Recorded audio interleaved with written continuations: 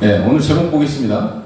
성령의 능력으로 우리 생각 속에 숨어있는 마귀의 역사를 예리하게 수술하라는 제목을 정했습니다.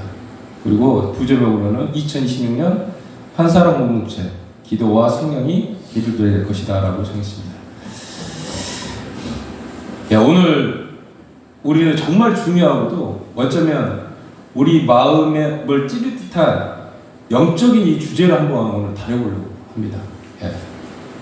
바로 우리 생각 속에 교묘하게 숨어있는 마귀의 역사를 성령의 검으로 예리하게 수술하는 시간입니다. 이 주제는요, 단순히 지적인 이해를 넘어가지고 우리의 삶과 신앙의 본질을 깊이 성찰하게 하는 강력한 메시지가 될 것입니다. 여러분 혹시 이런 생각 해보신 적 없으신가요? 나는 다 아는데 왜 이렇게 안 될까? 신앙생활 진짜 오랫동안 했는데 나는 왜 안 될까? 기도해야 하는 거 아는데 왜 기도가 안 나올까? 사랑해야 하는 거 아는데 왜 자꾸 저 사람만 보면 용서하지 못하고 미운 마음이 들까? 우리는 신앙의 문제를 몰라서 해결하지 못한다고 생각할 때가 참 많습니다. 그러나 실제로는 그렇지 않습니다.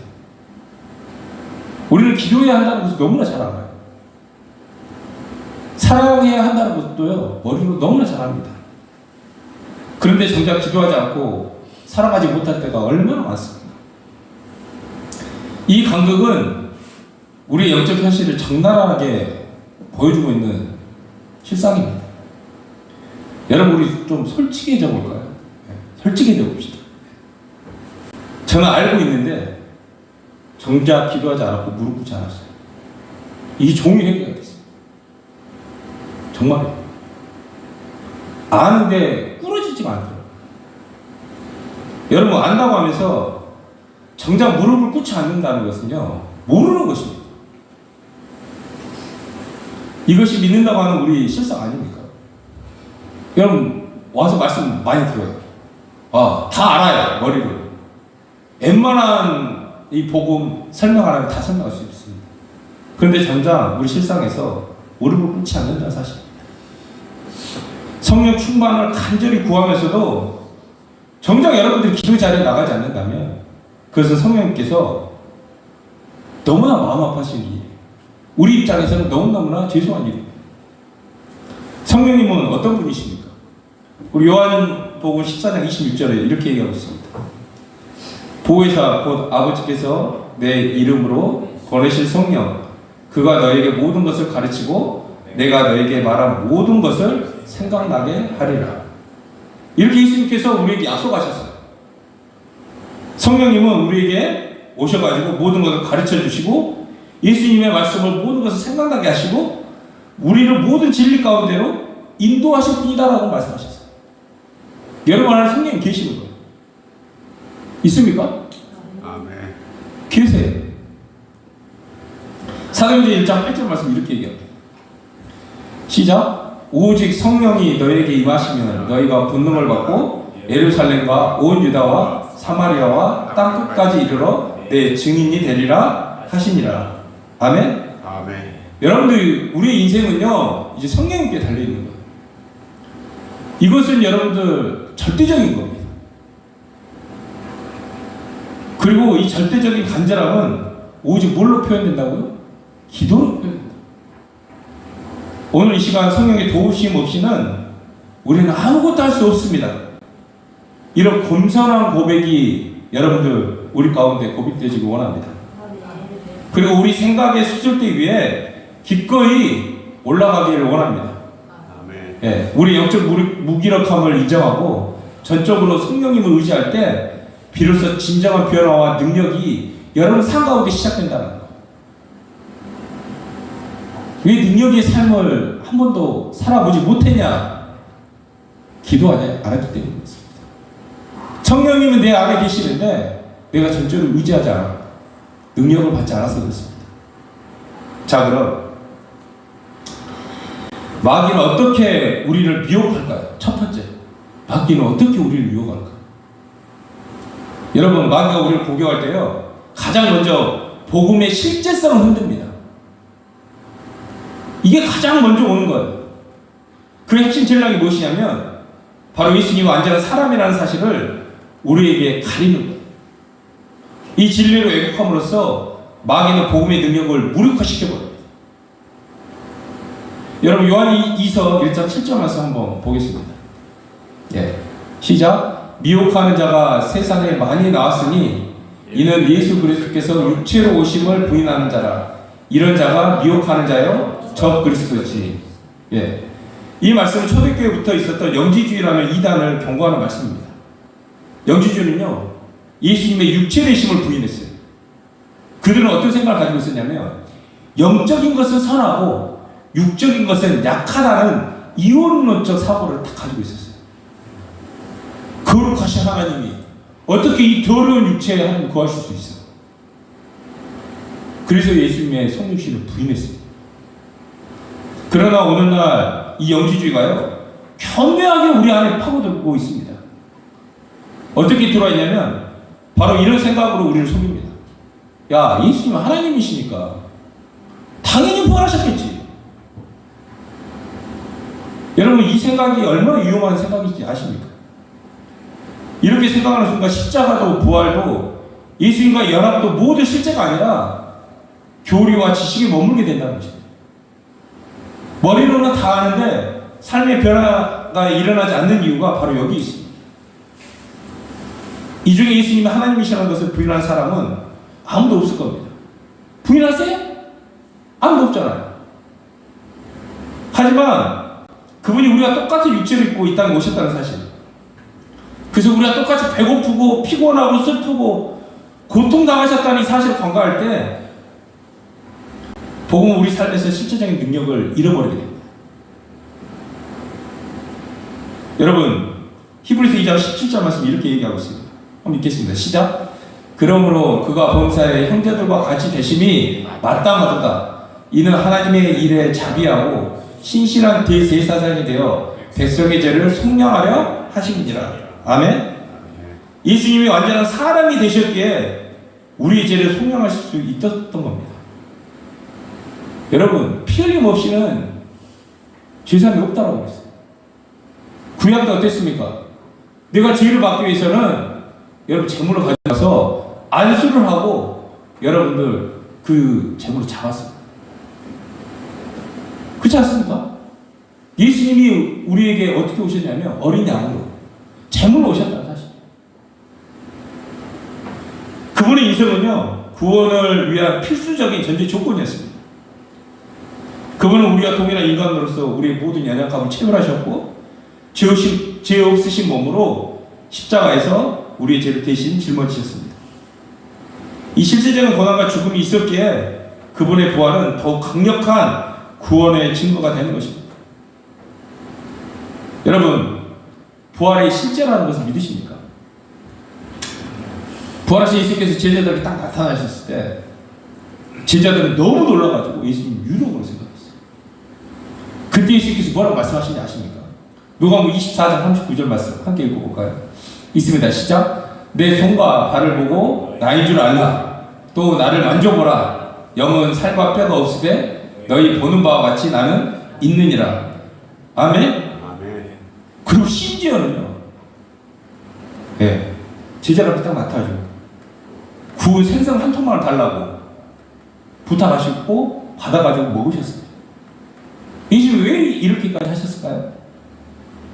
바로 예수님의 부활의 실제라고 하는 것을 눈으로 보고 만질 수 있는 실제라는 것을 보여주기 위해서 하나님께서 직접 보여주셨다는 거예요. 단순한 영적 성사가 아니라 역사적인 것이고 물리적인 사건이었음을 명확히 증명하는 것입니다. 여러분 예수님이 완전한 사람이셨기에 그분의 부활은 유일한 표적이 됩니다. 네. 여러분 사람이 죽었다가 살아나는 게 우리 인간사에서 일어날 수 있는 일입니까? 상상할 수 없는 일 아닙니까? 여러분 물리적인 법칙을 깨트린 하나님의 역사하십니다. 그런데 그 일이 실제적으로 일어났습니다. 그래서 예수님의 모든 말씀이 실제라는 것을 보증하는 것이 예수 그리스도의 부활이에요. 아멘? 아멘. 마귀는 이 진리를 가려가지고 우리로 하여금 예수님의 부활을 그저 하나님의 능력으로만 보게 하고 그 안에 담긴 인간의 구원이라는 핵심적인 의미를 놓치게 하려고 늘 우리를 속이게 만든다는 거예요. 근데 여러분들 분명히 아셔야 됩니다. 예수님은 완전한 사람이셨고 그분이 죽음을 이기고 부활하셨기에 우리의 구원이 실제가 되는 것인 줄 믿으시기 바랍니다. 아멘. 그분의 부활은 우리의 죄가 완전히 사해졌고 우리에게 영원한 생명을 주었다는 가장 확실한 선포입니다. 예수님 부활하셨습니다. 아멘. 아멘. 이 부활의 실제성을 믿을 때 우리 죽음의 권세를 이기신 예수님 안에서 참된 소망과 능력을 얻게 된다는 거죠.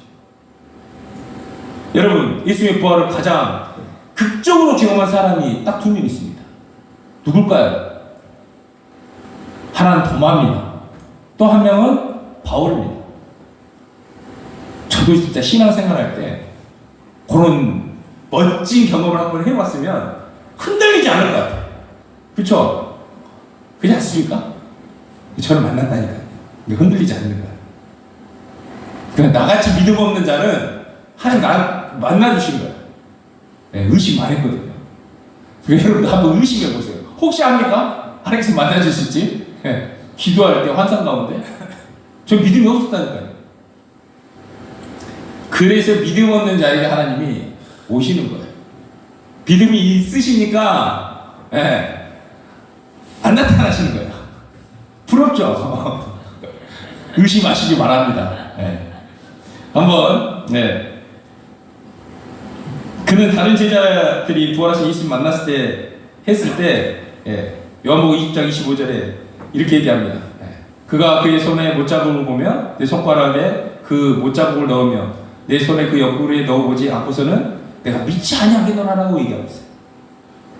그는 철저히 실제적인 증거를 요구했습니다. 그의 의심은 인간의 한계와 불신을 대변합니다. 그리고 예수님이 8일 이후에 딱 나타나십니다.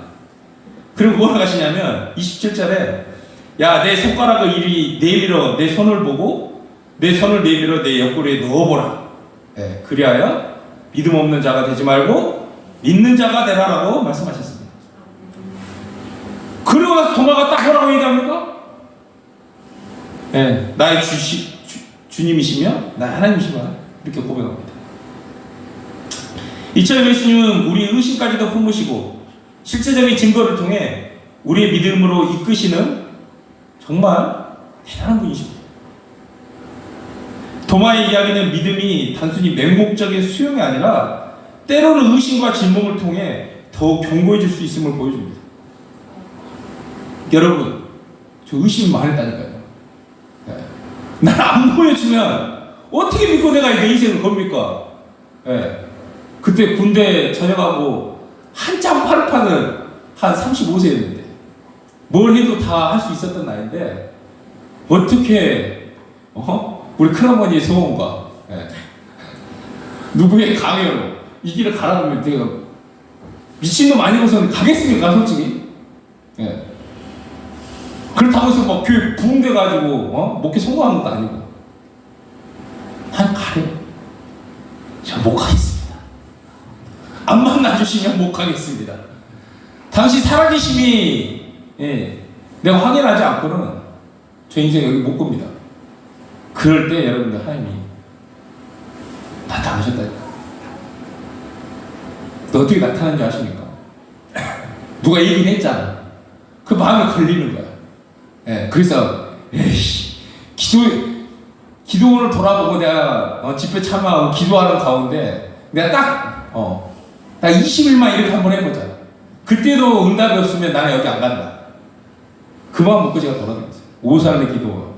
그 다음에 어디죠? 흰돌산 수양가 거기 기도. 오살레까지 딱 갔는데 거기서 이상한 목사님을 만나가지고 그게 하나님 말씀인지 아닌지 모르겠습니다. 꽃길만 보인대요. 그 말씀 듣고 그래? 그리고 나서 이제 제가 거기로 갔거든요. 흰돌산 거기서 만나버렸네요. 근데 제가 그때 뭐 했냐면 무릎 꿇고 기도하는 그 자리에 하나님께서 저를 만나주셨어요. 아멘.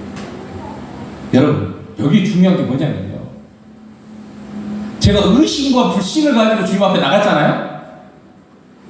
그런 가운데서 주님 응답하셨고요, 확신을 주셨다는 사실입니다. 무슨 말인지 이해가십니까? 아멘. 두 번째, 마귀는 우리가 하나님을 비인격적으로 믿게 하려 합니다. 성령의 역사를 어떤 신비로운 에너지나 막연한 현상으로 오해하게 만들어서 우리가 하나님과 인격적인 관계를 맺지 못하게 방해합니다. 교회 안에 그렇습니다. 방언으로 기도 못하면요,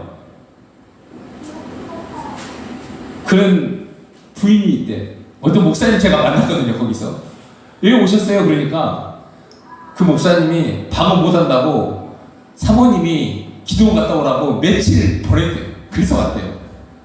네. 그럼 또 교회 안에서 방언 못하면요, 믿음이 없이 평가하는 그런 분위기가 있습니다. 여러분, 이 마귀는요, 이렇게 인격적인 관계를 맺지 못하게 하는 거예요. 방언 못해야 됩니다. 은사를 사모하는 사람에게 주시는데, 사모해보세요. 주세요.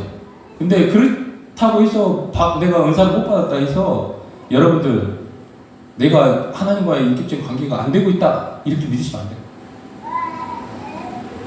마귀는 이렇게 속이는 거예요.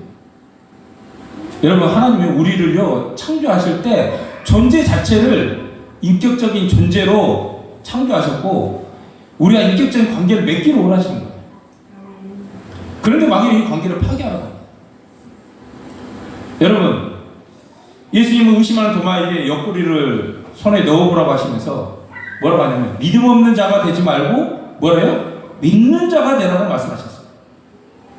확실한 객관적인 증거를 보여주시고 믿음을 선택하는 것을 도마에게 맡기셨어요. 이것이 하나님이 우리에게 자유의지를 주신 이유이고 하나님께서 원하시는 인격적인 믿음이라는 거예요. 여러분, 믿습니까? 아멘. 믿으시기 바랍니다. 아멘. 이렇게 제가 강요한다고 해서 믿음이 생기는 게 아니라요. 믿음은요, 자유로운 선택과 결단에서 비롯된다는 거예요. 그런데 마귀는 이 지점에서 역사합니다. 믿음을 선택하는 것을 마치 내가 노력해서 믿는 신념인 것처럼 속여서 우리가 믿음을 고백하지 못하게 방해합니다. 언젠가 저절로 믿어지겠지, 성령님이 해주시겠지, 이렇게 기다리게 만든다는 거예요. 하지만 여러분, 확실한 객관적인 증거 앞에서 믿기로 선택한 것, 이것이 바로 인격적인 믿음이라는 거예요. 도마가 나의 주시면 나의 하나님이십니다 라고 고백했던 것처럼 우리가 그 선택과 고백의 자리로 나가기 원합니다. 아멘. 이 고백은 단순히 지적인 동의를 넘어 우리의 삶 전체를 주님께 드리는 전적인 헌신을 의미합니다. 믿음은 수동적인 기다림이 아니라요, 능동적인 선택과 순종의 행위라는 거예요. 무슨 말 이해 가십니까? 아멘. 세 번째, 마귀는 우리 마음속에 끊임없이 이런 의심을 심어줍니다. 하나님이 과연 나를 사랑하실까? 이 나 같은 죄인을? 이런 의심은요, 우리 영혼을 병들게 하고 하나님과 관계를 멀어지게 합니다. 하지만 여러분, 하나님의 사랑, 우리의 변덕스러운 감정에 근거하는 것이 아닙니다.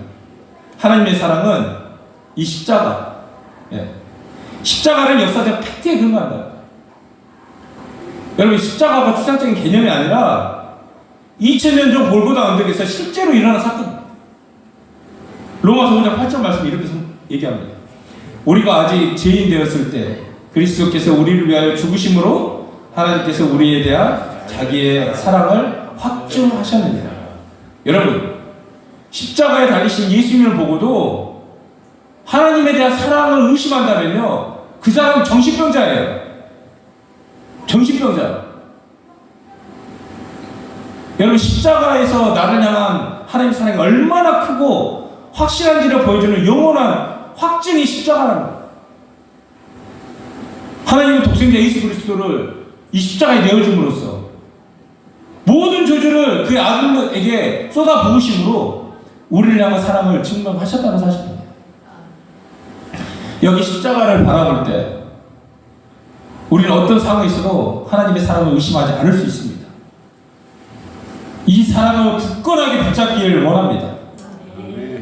십자가는요, 하나님의 무한한 사랑과 공의가 만나는 지점이에요. 우리의 모든 죄를 용서하시고 우리를 자녀 삼아주신 하나님의 언약의 증표라는 것입니다. 이 십자가 사랑을 깊이 묵상할 때 우리의 마음은 감격과 감사로 충만해질 것이고, 하나님이 나를 사랑하신다, 그래서 나는 자신이 있다, 이렇게 고백한 장조한 시인처럼 세상을 향한 우리의 자신감은요, 여기에 근거한다는 거예요. 제가 누구를 만나도 자신감이 있습니다. 쫄지 않습니다. 왜? 하나님 나를 사랑하시기 때문에. 나와 함께 하십니다. 그러니까 여러분들 쫄지 말고, 염려하지 말고, 두려워하지 말고 하나님이 나를 사랑하시는 줄을 믿으시기 바랍니다. 그러면 자신감이 생긴다는 거예요. 맡기면 되잖아요. 그 사랑의 하나님 나와 함께 하십니다. 누가복음 15장 보면요, 탕자의 비유는 하나님의 변함없는 사랑을 가장 잘 보여주는 이야기입니다.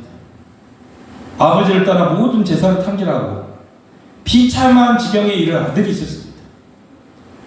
그는 내가 아버지께로 돌아가면 품꾼 중 하나라도 받아주시겠지라고 생각하면서 돌아왔습니다.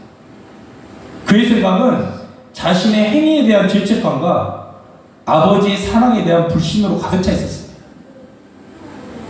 그런데 아버지는 아들이 아직 멀리 있었을 때 그를 보고 치기 내어가 달려가 목을 안고 입을 맞췄습니다.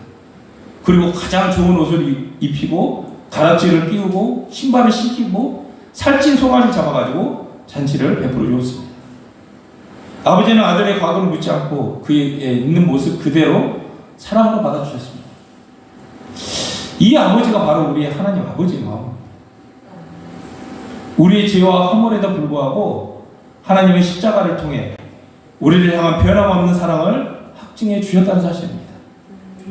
탕자의 비유는 회개하고 돌아오는 자를, 정말 회개하고 돌아오는 자를 향한 하나님의 조건 없는 사랑과 용서를 극명하게 우리에게 보여주기 위해서 이 예를 이미 들으신 거예요. 우리가 어떤 죄를 지었든 얼마나 멀리 떠나 있든 하나님은 언제나 두 팔 벌려 우리를 기다리시며 사랑으로 맞아주는 분이심을 잊지 마시기 바랍니다. 그렇다고 이것을 이용하시면 안 됩니다. 네. 여러분, 우리가 이 땅에 육체를 입고 사는 동안 우리 안의 죄성은 사라지지 않습니다. 마귀는 이 부분에서 우리를 속에 넘어뜨리려고 하고 있습니다. 거듭난 성도라 할지라도 죄의 유혹에서 완전히 자유할 수 없습니다. 이 죄성은 그냥 끊임없이 넘어뜨리려고 하는 거예요. 목사인 저는 죄성이 없을 줄 아십니까? 아마 여러분들보다 저는 죄성이 더 많을 겁니다. 저는 착해지려고 교회 다녔다니까. 여러분, 이런 말이 있습니다. 제가 요즘 영어를 좀 많이 쓰는데 Sin has no end. 네. 뭔 말일까요? Sin has no end. 밑줄 자, sin, 죄는 네. no has, 네. 가지고 있다, 간다, no end, 끝까지. 네. 뭔 말이죠? 죄는 끝까지 간다는 거예요. Sin has no end. 바로 좋습니다. 그렇죠? 이 말은 정말 섬뜩하면서도 이게 정말 진실이에요. 사실입니다. 죄는 끝까지 갑니다. 네. 한 번의 호기심, 한 번의 클릭, 짧은 영상 하나가 우리 의지를 빼앗고요. 결국 우리를 죄의 노예로 만들어버립니다. 특히 요즘 시대 어떻습니까? 스마트폰은 우리의 죄성을 자극하는 강력한 마귀의 도구가 되어버렸어요. 음란물요? 클릭 한 번만 하면 다 들어갑니다. 요즘 그게 유행이구만. 뭐죠? 쇼츠. 웬만하면 다 비키니 입고 쇼츠 찍더만요. 조회수 올리고. 폭력적인 콘텐츠. 중독성 강한 게임. 수많은 유혹들이요. 우리 영혼들을 병들게 합니다. 이런 유혹들은요, 우리 영적 분별력을 흐리게 하고 하나님과의 관계를 단절시켜버려요. 여러분, 우리는 이 죄의 속성에 대해서 분명히 알아야 됩니다. 죄는 스스로 멈추지 않습니다. 로마서 7장 19절 말씀 볼까요? 바울이 겁나게 고민했어요. 나 예수님 진짜 만났고 예수님 위해서 복음 전했고 교회 세웠는데 어때요? 이렇게 얘기합니다. 시작. 내가 원하는 바 선을 행하지 아니하고 도리어 원하지 아니하는 바 악을 행하는 거다. 예. 바울의 이 고백을 통해서 우리 안의 질성을 적나라하게 우리에게 알려주고 있습니다.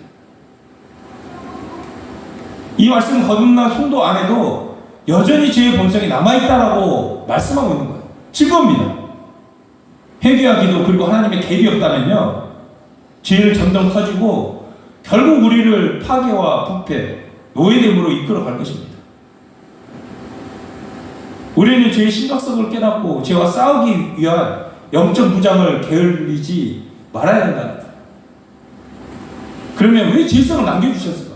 십자가에서 내 자아를 죽여버렸다는 같이.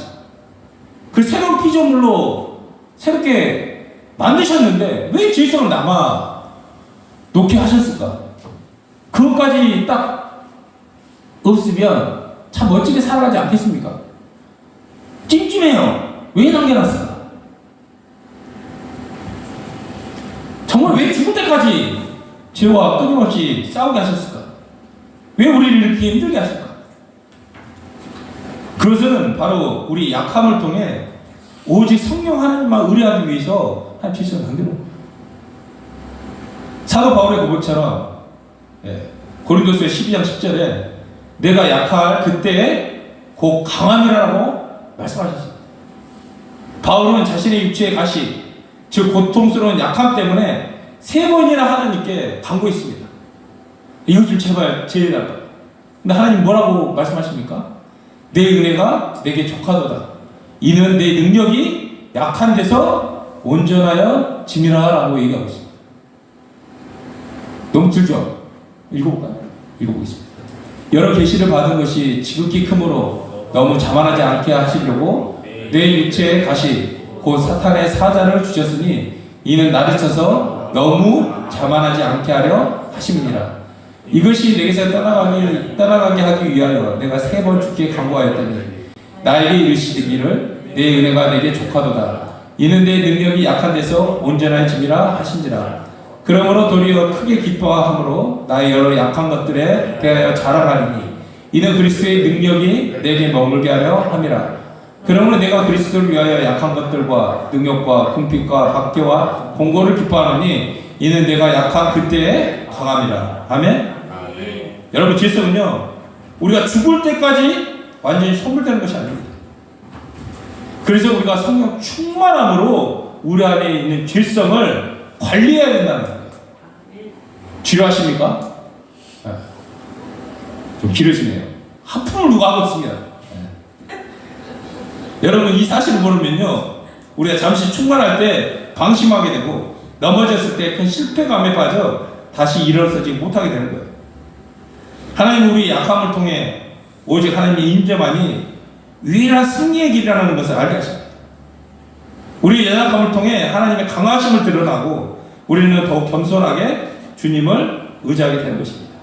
아멘. 여러분, 영적 싸움이 필요해요. 이걸 통해서요, 우리가 더 성숙해진다는 거예요. 하나님과 관계를 더 깊게 만든다는 거예요.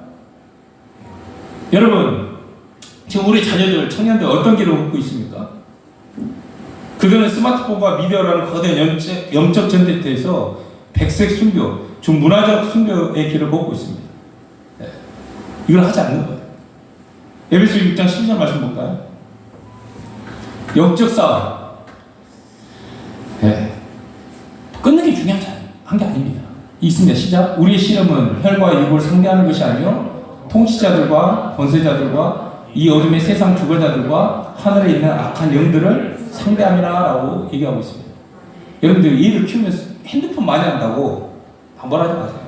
네. 기도하시고 왜 이게 잘못된 건지 그것을 잘 알려주시기 바랍니다. 여러분, 우리가 지금 영적 전쟁 중임을 잊지 마시기 바랍니다. 아멘. 우리는 마귀는 우리가 왜 싸우는지, 무엇을 위해 싸우는지 그 이유를 보지 못하게 합니다. 왜 이것을 하지 말아야 됩니까? 하나님과의 관계를 멀어지게끔 하기 때문에 하지 말아야 됩니다. 여러분들 말씀과 기도가 아니면요, 여러분 거룩히 질 수가 없는 거예요. 오로지 말씀과 기도로 거룩하여집니다. 기도가 없으면 하나님의 인격적인 관계가 되지 않습니다. 사랑의 주님과 관계가 되지 않습니다. 그래서 말씀과 기도가 충만해야 된다는 거예요. 여러분, 우리가 분명히 알아야 합니다. 우리는 하나님의 영광을 위해, 우리의 영혼을 위해, 그리고 다음 세대를 위해 우리가 싸워야 한다. 이 싸움에서 승리하기 위해 하나님의 전신갑주를 입고 성령의 능력으로 나가야 됩니다. 6장 13절에 17절 말씀 이렇게 권면합니다. 시작. 그러므로 하나님의 전신갑주를 취하라. 이는 악한 날에 너희가 능히 대적하고 모든 일을 행하기 위해 서기 위함이라. 그런즉 서서 진리로 너희 허리띠를 띠고 의의 호신검을 붙이고 평안의 복음을 준비한 것으로 신으시고 모든 것 위에 믿음의 방패를 가지고 이로써 능히 악한 자와 모든 불화살을 소멸하고 구원의 투교와 성령의 검, 그 하나님의 말씀을 가지라 라고 얘기하고 있습니다. 여러분, 이 말씀은요, 우리가 영적 전쟁에서 승리하기 위한 구체적인 전략과 무기를 제시합니다. 진리의 허리띠, 의의 호신경, 평안의 복음의 신, 믿음의 방패, 구원의 투구, 성령의 검인 하나님의 말씀으로 무장할 때 우리는 어떠한 영적 공공에도 흘리지 않고 승리할 수 있다는 거예요. 특히 미래와 문화의 홍수 속에서 하나님의 말씀으로 우리의 생각과 마음을 지키는 것이 너무나 중요하다. 무슨 말인지 이해가십니까? 아멘. 그래서 이 땅 가운데서 이 악한 영들을 대적하기 위해서는 그때나 지금이나 똑같아요. 예. 복음을 증거하고, 예. 말씀과 기도가 나의 삶이 되고, 정말 이웃을 가서 사랑해주는, 그리고 하나님을 사랑하는 그런 삶을 살아가야 된다. 여러분, 성령의 검으로 수술받기 원하십니까? 아멘. 네. 여러분, 오늘 우리는 우리 속에 교묘하게 숨어있는 마귀의 생각들을 살펴봤습니다. 마귀는 우리의 영적 전쟁 중을 잊게 합니다. 여러분, 전쟁 중이라니까요. 누구랑? 저랑 전쟁 중입니까? 아닙니다. 성도들과 성도들의 전쟁 중입니까? 아닙니다. 하나님의 사랑을 의심하게 하고 부활을 그저 교류로만 만들게 하는 이 악한 영들과의 싸움이라는 거예요. 또한 우리 안에 질서를 부추기고 하나님과 인격적인 관계를 방해하는 이놈들과의 싸움이라는 거예요. 이러한 마귀의 계획은요, 우리의 영적 성장을 방해하고요, 우리를 자주가 절망에 빠뜨립니다. 네. 한번 빠지면요, 교 오기도 싫습니다. 옆에 있는 사람, 늘 보는 사람, 꼴도 보기 싫어요. 이제 우리는 어떻게 해야 될까요? 이제 결단하길 원합니다. 성령의 능력으로 우리 생각을 예리하게 수술하길 원합니다. 우리 마음속에 자리 잡은 마귀의 모든 거짓된 생각들을 성령의 검으로 잘라내야 된다. 그리고 예수님 나의 주인이십니다. 이 고백이 단순히 입술의 고백을 넘어서 우리 삶 전체에서 이 고백이 지배되어야 된다는 거예요. 자녀의 주인은 예수님이십니까? 아멘. 여러분들 재정의 주인은 예수님이십니까? 아멘. 내 아내의 주인은 예수님이신 줄 믿습니까? 교회의 주인은 예수님이신 줄 믿습니까? 모든 삶의 영역이 예수님의 주인하는 게 돼야 된다. 성령의 검이 뭡니까? 하나님 말씀입니다. 이 말씀을 통해 우리의 생각을 점검하고 이 거짓된 사상과 가치관을 분별해야 될 줄 알아야 된다는 거예요. 그리고 진리로 말미암아 우리 마음이 채워져야 된다. 좌우를 넘어서 이게 정말 하나님의 말씀에 대적되면 내가 극자든 극우든 이 정치의 색깔을 벗어나서 하나님의 말씀이 기준이 돼서 이걸 대적해야 된다. 여러분, 혹시 넘어졌습니까? 죄의 유혹에 빠져 실패했습니까? 괜찮아요. 마태복음 18장 22절 말씀 한번 보겠습니다. 예.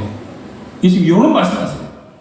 예수께서 이르시되 내가 이르노니 7번뿐 아니라 7번을 70번까지라도 할지니라. 이게 뭡니까? 예수님 베드로에게 몇 번이 나에게 잘못한 사람 몇 번 용서해야 됩니까? 라고 했을 때 예수님 말씀하셨어요. 이건 단순히 용서에 대한 비유가 아닙니다. 이것은 넘어졌더라도 계속 일어나라. 예. 우리를 향한 주님의 뜨거운 응원이라는 포기하지 마시기 바랍니다. 다시 주님께로 나가시면 돼요. 주님은 우리가 연약할 때 더욱 우리를 붙들어 주시고요.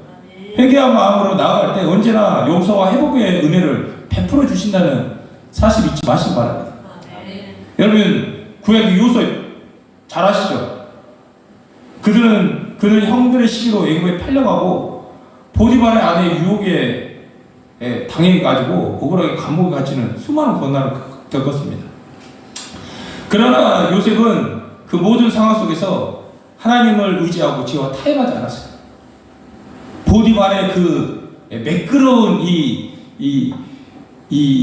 유혹에도 그는 뭐라고 고백하냐면 내가 어찌 그 큰 악을 행하여 하나님 앞에 죄를 지으리까 이렇게 고백하면서 도망갔습니다. 단호히 거절했어요. 그의 삶은 이 죄성과의 싸움에서 성령의 능력으로 승리한 대표적인 예입니다. 그 결과 어땠습니까? 당장은 고난받아요. 감옥에 몇십 년 갇히고 그렇지만 마지막에 어떻게 됩니까? 결국 요셉은 애굽의 총리가 돼서 이스라엘 모든 백성을 구원하는 요셉을 통해 하나님 당신이 나타내 버리는 그런 엄청난 역사가 일어나 버린다. 여러분 우리도 요셉처럼 성령의 능력으로 죄와 싸워 승리할 수 있습니다.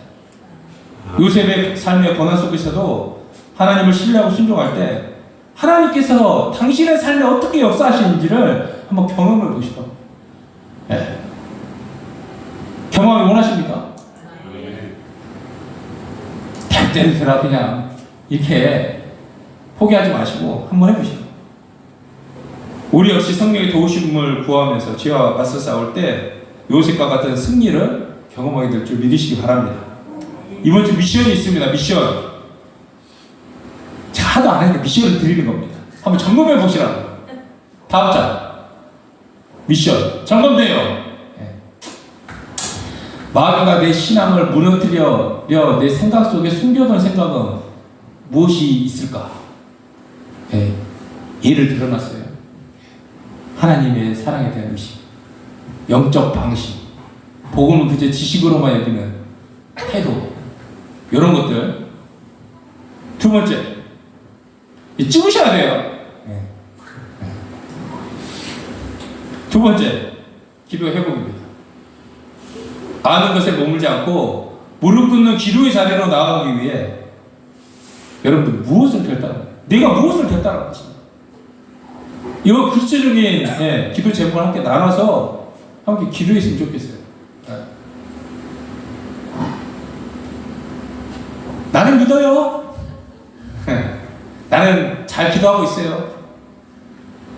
이게 아니라 진짜 우리 안에 이게 숨어 있다는 거예요. 무릎 꿇는 기도의 자리로 나가지 못하게 하는 나의 이 가치관, 사고, 이 생각들이 있다는 거예요. 세 번째, 영적 정리의 승리를 위해서 스마트폰과 미디어 유혹 속에서 문화적 순교자의 삶을 살 수 있는 성령의 능력을 구체적으로 어떻게 구하겠습니까? 저는 소치 안 못 갑니다. 소치 한번 보면요, 나르세요. 저는 인스타를 하루에 30분만 하겠습니다. 시간을 정해놓고. 요즘 그런 기능이 있지 않습니까? 내가 핸드폰, 유튜브 1시간 딱 해놓으면 1시간 보고 못 들어가게 하는 거. 인스타도 있는 것 같은데. 결단하시기 바랍니다. 네 번째.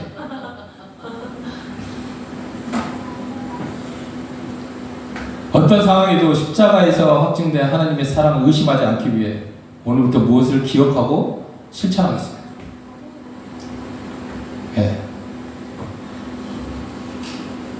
제가 숙제를 안 내주고 싶은데 이거는 저도 점검하는 거예요. 이거 안 내주면요.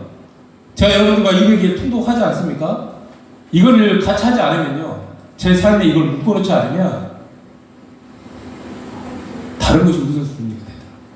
가장 첫 시간 하나님의 말씀과 기도로 딱 들여졌을 때 충만해지더라고요. 충만해져요. 이것도 한번 생각을 한번 해보세요. 오늘 말씀 듣고 딱 끝나고 나가서 여기서 싹 날아가는 게 아니라 오늘 말씀 기억이 안 나. 그러면 수요일 날 우리 우신이 하는 거 요약해서 올려줘. 그럼 이거 보면서 이 말씀이었지라고 하면서 교회에서 숙제를 하시기 바랍니다. 잘 알겠습니다.